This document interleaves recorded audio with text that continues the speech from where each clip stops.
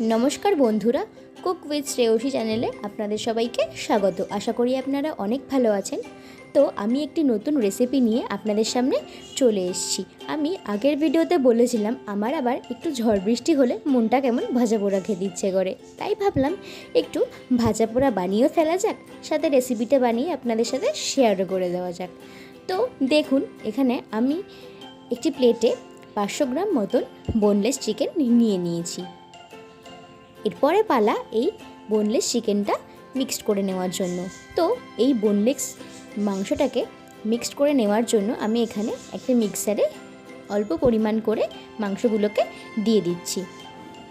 যেহেতু আমার এখানে মিক্সারটা ছোট, তাই আমি অল্প অল্প করে মিক্সড করে নেব। তো দেখুন, আমার এখানে মিক্সড করা হয়ে গেছে। এরপরে আমি এখানে একটি ছোট্ট বাটি নিয়ে নিয়েছি। ওই বাটির মধ্যে মিক্সড করে রাখা মাংসটা আমি ঢেলে নেব।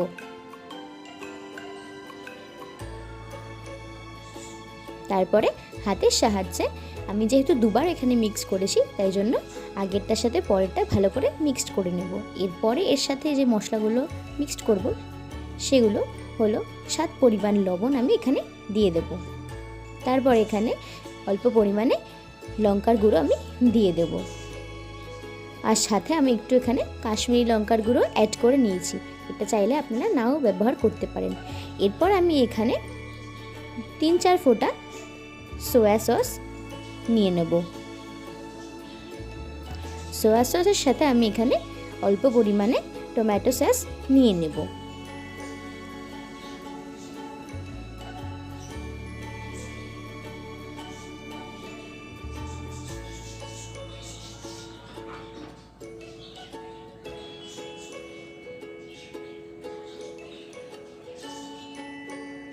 এরপরে এখানে আমি অল্প পরিমাণে কালো গোলমরিচের গুঁড়ো নিয়ে নেব। তারপরে আমি এখানে একটা পাতিলেবু দিয়ে দেব। আমি এখানে একটা গোটা পাতিলেবুকে হাফ করে নিয়ে নিয়েছি, সেই হাফ লেবুর রসটা আমি দিয়ে দিয়েছি। তারপরে এখানে আমি আদা রসুন পেস্ট করে রাখা ছিল সেটা আমি দিয়ে দেব। তারপরে ওই মশলার সাথে মাংসগুলোকে হাতের সাহায্যে ভালো করে মাখিয়ে নেব, যাতে মশলাগুলো মাংসের সাথে ভালো করে মিশে যায়। দেখুন, আমি এখানে ভালো করে মিক্সড করে নিয়েছি। আপনারা বাড়িতে ঠিক এইভাবেই এটিকে করবেন।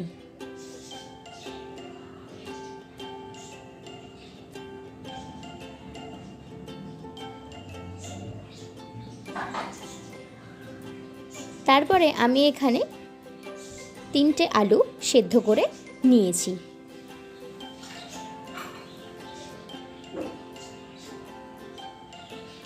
আলুগুলো আমি ছোলাগুলো ছাড়িয়ে নিচ্ছি। দেখুন, ছাড়িয়ে নেওয়া হয়ে গেছে। এইবারে এই আলুগুলোকে আমি কিছু মশলা দিয়ে মেখে নেব। আলুর মধ্যে আমি স্বাদ পরিমাণ লবণ দিয়ে দিয়েছি। এরপরে এই আলুর মধ্যে আমি কিছুটা পরিমাণে লঙ্কার গুঁড়ো দিয়ে দিয়েছি, আর সাথে কাশ্মীরি লঙ্কার গুঁড়ো অ্যাড করে নিয়েছি, আর কালো গোলমরিচের গুঁড়ো আমি নিয়ে নিয়েছি। এরপরে ওই মশলার সাথে আমি ভালো করে মিক্সড করে নেব।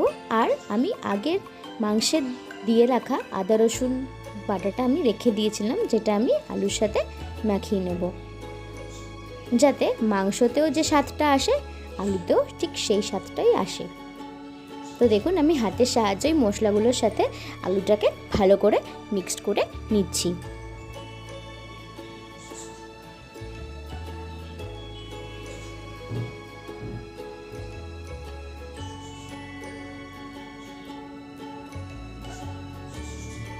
এরপরে আমি ওই মেখে রাখা মাংসটার মধ্যে হাত দিয়ে ভালো করে চেপে চেপে আবারও মিক্সড করে নিচ্ছি। এরপরে ওই মেখে রাখা আলুটাও আমি হাতের সাহায্যে তুলে তুলে মাংসের সাথে দিয়ে দিচ্ছি।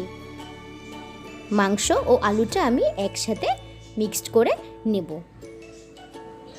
তো মাংসের সাথে আলুটাকে ভালো করে মিক্সড করে নিতে হবে, যাতে ওই আলুর সাথে যে মশলাগুলো মেখে রেখেছিলাম আর মাংসের সাথে যেগুলো মেখে রেখেছিলাম যাতে জিনিসটা ভালোভাবে নরম ও সফট হয়।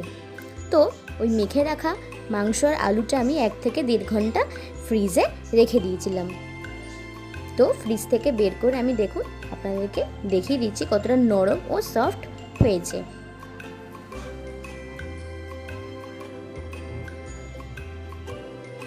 এরপরে আমি এখানে একটি বাটিতে বিস্কুটের গুঁড়ো, একটি প্লেটে ব্রেড ক্রাম্বস আর আরেকটি প্লেটে আমি এখানে অল্প পরিমাণে কর্নফ্লেক্সের গুঁড়ো আমি নিয়ে নিয়েছি, কারণ আমি এখানে 3টে উপকরণ দিয়েই কোটিং করে আপনাদেরকে দেখিয়ে দেবো, বিস্কুটের গুঁড়ো সাথে ব্রেড ক্রাম্বস ও কর্নফ্লেক্সের গুঁড়ো। আমি এখানে একটি বাটিতে 2টো ডিম নিয়ে নিয়েছি। এবারে এই ডিম দুটোকে ফাটিয়ে নেব।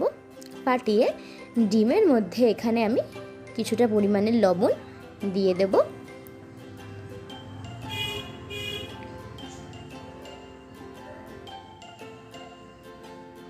ভালো করে কাঁটা চামচের সাহায্যে আমি ডিমটাকে ফেটিয়ে নেব, যাতে নুনটা ডিমের সাথে ভালো করে মিক্সড হয়ে যায়। এরপরে ওই মেখে রাখা আলু আর মাংসের যে মিশ্রণটা ছিল সেখান থেকে আমি এখানে ছোট্ট ছোট্ট করে নাগেটসের মতন শেপ করে নিয়ে নেব, যেহেতু আমি এখানে চিকেন নাগেটস বানাতে চলেছি। তো সেই কারণে আমি এখানে অল্প অল্প করে হাতের সাহায্যে ভালো করে ঘুরিয়ে ঘুরিয়ে উল্টে পাল্টে আমি এখানে নাগেটসের শেপে নিয়ে নেব। চাইলে আপনারা এখানে আরও বেশি পরিমাণ নিয়ে আপনারা কাটলেটও বানাতে পারেন। আমি যেহেতু এখানে চিকেন নাগেটস বানাবো, তো সেই কারণে আমি এখানে নাগেটসের শেপ নিয়ে নেব। তো দেখুন আমার এখানে নাগেটসের শেপে করে নেওয়া হয়ে গেছে। এবার পালা কোটিং করার জন্য। তো আমি এখানে প্রথমে ব্রেড ক্রাম্বস দিয়ে কোটিং করে আপনাদেরকে দেখিয়ে দেব। তো ওই প্লেট থেকে একটি নাগেটস আমি তুলে প্রথমে ডিমের মধ্যে চুবিয়ে নিলাম। এরপরে ওই চুবিয়ে নেওয়া থেকে নাগেটসটা তুলে আমি ব্রেড ক্রাম্বসের মধ্যে দিয়ে দেব। তারপরে আমি এখানে হাতের সাহায্যে উপরে, সাইডে, নিচে চারিপাশে আমি ব্রেড ক্রাম্বসগুলো নাগেটসের পাশে লাগিয়ে নেব।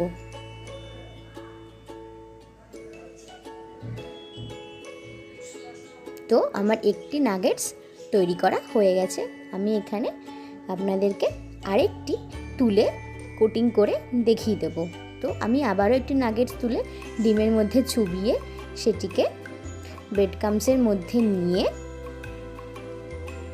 ভালো করে ব্রেড ক্রাম্বসগুলোকে নাগেটসের গায়ে উল্টে পাল্টে চারিপাশে ছড়িয়ে আমি নিয়ে নেব, যাতে ব্রেড ক্রাম্বসগুলো নাগেটের গায়ে লেগে যায়। তো দেখুন আমার এখানে ব্রেড ক্রাম্বস নিয়ে 3টে করা আছে এবং এখানে কর্নফ্লেক্সেরও 2টো নেওয়া আছে এবং বিস্কুটের গুঁড়োরও কয়টা নেওয়া রয়েছে। যেহেতু আমার বিস্কুটের গুঁড়ো আর কর্নফ্লেক্সের গুঁড়ো কম, তাই আমি এখানে ব্রেড ক্রাম্বস দিয়ে বেশি করেছি। তো তারপরে আমি এখানে একটি কড়াই নিয়ে নিয়েছি। কড়াইটা গরম হওয়ার পরে আমি এখানে অল্প পরিমাণে তেল দিয়ে দিয়েছি। তো তেলটা গরম হয়ে যাওয়ার পরে আমি এখানে প্রথমে 2টো কর্নফ্লেক্সের নাগেটস আমি তুলে তেলের মধ্যে ছেড়ে দেব।